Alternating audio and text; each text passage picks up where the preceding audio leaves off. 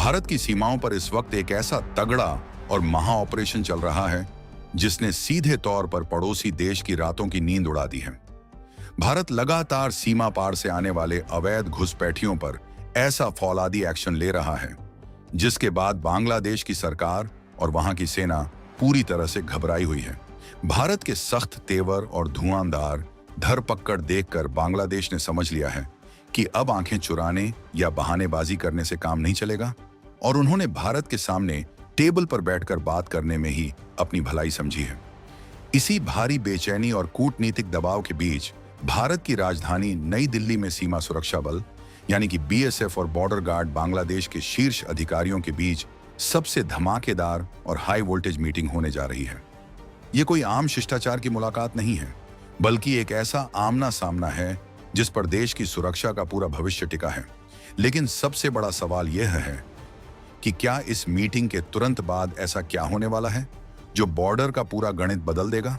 आखिर क्यों इस अहम मीटिंग के खत्म होते ही गृह मंत्री अमित शाह अचानक पश्चिम बंगाल का दौरा करने वाले हैं? और भारत का वो कौन सा सबसे बड़ा कदम है जिसको लेकर बांग्लादेश इतना डरा हुआ है? पिछले कुछ हफ्तों से भारत के कई राज्यों में एक बहुत बड़ा, अचूक और बेहद आक्रामक अभियान चलाया जा रहा है। पश्चिम बंगाल से लेकर देश की राजधानी दिल्ली, गुजरात और हरियाणा जैसे राज्यों में उन अवैध बांग्लादेशी नागरिकों की पहचान की जा रही है जो फर्जी तरीके से हमारे देश में घुसे हैं। ये सिर्फ कागजों की जांच का कोई साधारण सरकारी काम नहीं है, बल्कि सुरक्षा एजेंसियां एक एक मोहल्ले और बस्ती में जाकर उन लोगों को निकाल रही हैं जो बिना किसी वैध दस्तावेज के भारत के संसाधनों पर कब्जा जमाए बैठे हैं। भारत के पुलिस और सुरक्षा तंत्र ने ऐसे हजारों लोगों की पहचान कर ली है और उन्हें वापस उनके देश भेजने की सबसे सख्त कानूनी प्रक्रिया भी शुरू कर दी गई है। जब से भारत ने अपनी नो टॉलरेंस नीति के तहत यह कड़ा कदम उठाया है, तब से सीमा के उस पार ढाका में खलबली मची हुई है। बांग्लादेश के नीति निर्माताओं को यह समझ नहीं आ रहा है कि भारत की इस अचानक और तेज कार्रवाई का सामना कैसे किया जाए। क्या भारत की यह आक्रामक नीति अब एक स्थायी रूप ले चुकी है जिससे घुसपैठियों का पूरा नेटवर्क हमेशा के लिए ध्वस्त हो जाएगा? असली विवाद और तनाव की शुरुआत तब हुई जब भारत ने पूरी कानूनी प्रक्रिया के तहत इन पहचाने गए विदेशी नागरिकों को वापस उनके देश भेजने की कोशिश की। बांग्लादेश ने सीमा पर एक अजीब और उकसाने वाला खेल खेलना शुरू कर दिया। कई मौकों पर सीमा पर बांग्लादेश की तरफ से इन लोगों को वापस लेने से साफ मना कर दिया गया। जब एक देश अपने ही नागरिकों को वापस लेने से सीधे तौर पर इनकार कर दे तो हालात का तनावपूर्ण होना बिल्कुल लाजमी है।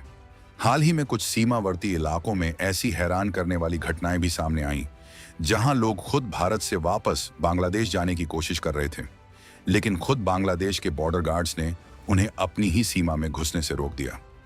इस तरह की गैर जिम्मेदाराना हरकतों के बाद दोनों देशों के बीच विवाद बहुत ज्यादा गहरा गया है। भारत ने यह बिल्कुल साफ कर दिया है कि किसी भी बाहरी नागरिक का आर्थिक और सामाजिक बोझ अब हमारा देश नहीं उठाएगा। आखिर जब बांग्लादेश अपने ही लोगों को नकार रहा है, तो भारत इसके जवाब में अपना अगला कौन सा ब्रह्मास्त्र निकालने वाला है? इसी भारी तनाव और कूटनीतिक सरगर्मी के बीच 8 जून से नई दिल्ली के सीजियो कॉम्प्लेक्स स्थित बीएसएफ मुख्यालय में यह महाबैठक शुरू होने जा रही है। 11 जून तक चलने वाले इस 4 दिन के मंथन में भारत की तरफ से बीएसएफ के महानिदेशक प्रवीण कुमार पूरी तैयारी, पक्के सबूतों और एक सख्त डोजियर के साथ उतरेंगे। दूसरी तरफ बांग्लादेश की तरफ से उनके बॉर्डर गार्ड्स के महानिदेशक मेजर जनरल मोहम्मद अशरफ उजमान सिद्दीकी अपनी पूरी टीम के साथ इस बैठक का हिस्सा बनेंगे। यह बैठक ऐसे वक्त में हो रही है जब भारत की सीमा पर हर दिन हालात और समीकरण बदल रहे हैं। यह सिर्फ चाय और नाश्ते पर होने वाली चर्चा नहीं है, बल्कि यह वह निर्णायक मेज है जहां से भारत की भविष्य की सुरक्षा नीतियां तय होंगी। भारत अब बांग्लादेश को घुसपैठ और तस्करी के मुद्दे पर एक ऐसा सीधा, स्पष्ट और कड़ा संदेश देने वाला है जिसे नजरअंदाज करना ढाका के लिए बहुत भारी पड़ेगा। आखिर 4 दिन चलने वाली इस बैठक के असली एजेंडे में ऐसा क्या शामिल है जो बॉर्डर के दोनों तरफ एक बड़ा भूचाल ला सकता है? अवैध घुसपैठ के अलावा जो दूसरा सबसे बड़ा नासूर भारत की सुरक्षा को अंदर ही अंदर खोखला कर रहा है, वह है सीमा पार से होने वाला भारी संगठित अपराध। इस मीटिंग में ड्रग्स और हथियारों की तस्करी पर सबसे लंबी और सीधी बात होने वाली है। सीमा पार बैठे तस्करों के बड़े बड़े सिंडिकेट हर दिन भारत की युवा पीढ़ी को नशे की आग में धकेलने के लिए नए नए और हाईटेक तरीके निकाल रहे हैं।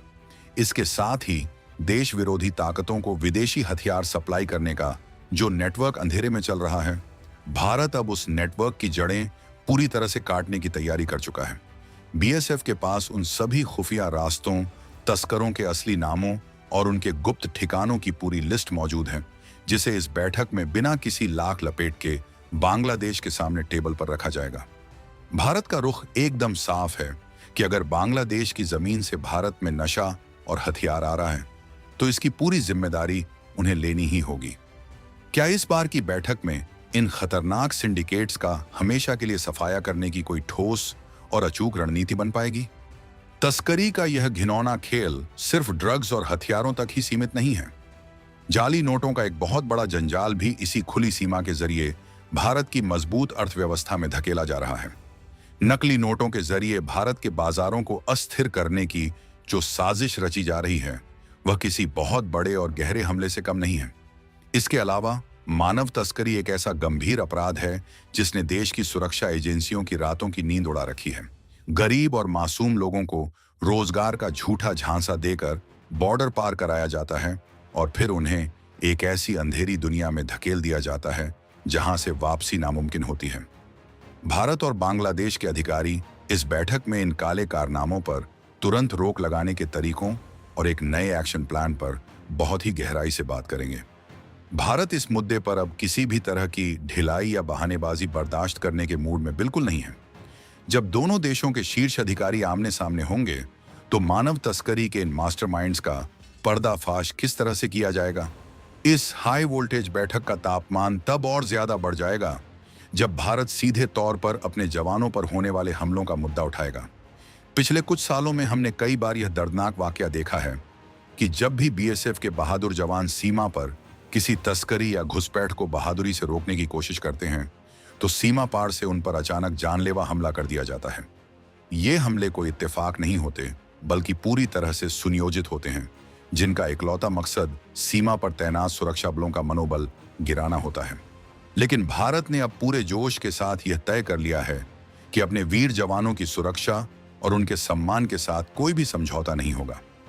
बीएसएफ के महानिदेशक इस मुद्दे पर बेहद आक्रामक और सख्त रुख अपनाने वाले हैं। भारत साफ शब्दों में यह कड़ी चेतावनी देने वाला है कि अगर भविष्य में भारतीय जवानों पर एक भी कंकड़ उठा, तो उसका ऐसा माकूल और करारा जवाब मिलेगा जिसकी गूंज सीमा के उस पार तक बहुत देर तक सुनाई देगी। क्या बांग्लादेश भारत की इस सख्त चेतावनी के बाद अपने बेकाबू तस्करों और अपराधियों पर नकेल कसने की हिम्मत जुटा पाएगा? देश की सुरक्षा के इस पूरे ढांचे में फेंसिंग यानी तारबंदी का मुद्दा सबसे ज्यादा अहम और बुनियादी है। भारत और बांग्लादेश के बीच की सीमा हजारों किलोमीटर लंबी है, जिसमें घने और खतरनाक जंगल, उफनती नदियां और दलदली इलाके शामिल हैं।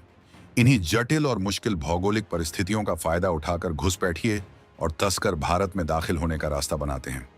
इस अहम बैठक में सीमा पर लगाई जा रही फेंसिंग के काम की पूरी बारीकी से समीक्षा की जाएगी। कई जगहों पर फेंसिंग का काम अभी भी तकनीकी कारणों से अधूरा पड़ा है और कई इलाकों में आई भारी बाढ़ की वजह से तारबंदी को काफी नुकसान पहुंचा है। इसके अलावा कुछ शातिर तस्कर जानबूझकर फेंसिंग को काट देते हैं ताकि उनका अवैध रास्ता हमेशा खुला रहे। भारत अब चाहता है कि इस फेंसिंग के काम को वॉर फुटिंग यानी युद्ध स्तर पर पूरा किया जाए।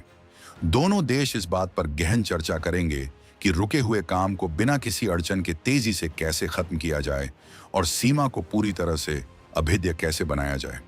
आखिर एक मजबूत और बिना किसी सुराख वाली फेंसिंग के बिना पूरी तरह से सुरक्षित सीमा का सपना कैसे सच हो सकता है? भारत के तर्कश में सिर्फ घुसपैठ और तस्करी के ही मुद्दे नहीं हैं। एक और बहुत बड़ा और गंभीर मुद्दा है जो इस बैठक की मेज पर हड़कंप मचाने वाला है। वह मुद्दा है बांग्लादेश की जमीन पर सक्रिय रहने वाले भारत विरोधी उग्रवादी समूह। कई ऐसे खतरनाक गुट हैं जो भारत के अंदर अशांति फैलाने के बाद बड़ी ही आसानी से सीमा पार करके बांग्लादेश के घने जंगलों या दूर दराज के गांवों में छिप जाते हैं। भारत के पास इस बात के एकदम पक्के और अचूक सबूत हैं कि ये समूह वहां की जमीन से बैठकर अपनी देश विरोधी गतिविधियों को अंजाम दे रहे हैं। भारत की तरफ से यह मांग बहुत ही कड़े और स्पष्ट शब्दों में रखी जाएगी कि बांग्लादेश अपनी जमीन का इस्तेमाल किसी भी सूरत में भारत के खिलाफ न होने दे। इन समूहों पर तुरंत बिना किसी देरी के कड़ी कार्रवाई होनी चाहिए और उन्हें वहां से मिलने वाली हर तरह की स्थानीय मदद पर तुरंत रोक लगनी चाहिए। क्या ढाका प्रशासन इस बात की गंभीरता को समझेगा कि भारत की आंतरिक सुरक्षा से खिलवाड़ करने वालों को पनाह देना खुद उनके अपने देश के लिए कितना बड़ा खतरा बन सकता है? जब एक लंबी सीमा पर इतनी सारी चुनौतियां एक साथ मुंह बाएं खड़ी हों, तो दोनों देशों की सेनाओं और सरकारों के बीच भरोसे की भारी कमी हो जाती है। इस अहम बैठक का एक बड़ा मकसद उस टूटे हुए भरोसे को फिर से बहाल करना भी है। सीमा पर होने वाली कोई भी छोटी सी गलतफहमी या देरी रातों रात एक बड़े बवाल में बदल सकती है। इसलिए दोनों पक्ष इस बात पर एक नया और आधुनिक सिस्टम बनाने पर विचार करेंगे कि सीमा पर होने वाली किसी भी हलचल या संदिग्ध घटना की जानकारी एकदम तुरंत यानी रियल टाइम में एक दूसरे के साथ कैसे साझा की जाए। अगर दोनों देशों के कमांडरों और नोडल ऑफिसर्स के बीच तालमेल एकदम सटीक रहेगा, तो किसी भी बड़ी घुसपैठ या तस्करी को शुरू होने से पहले ही कुचला जा सकेगा। इंटेलिजेंस शेयरिंग के इस नए मॉडल से बॉर्डर का पूरा सिस्टम हाईटेक और बेहद स्मार्ट हो जाएगा।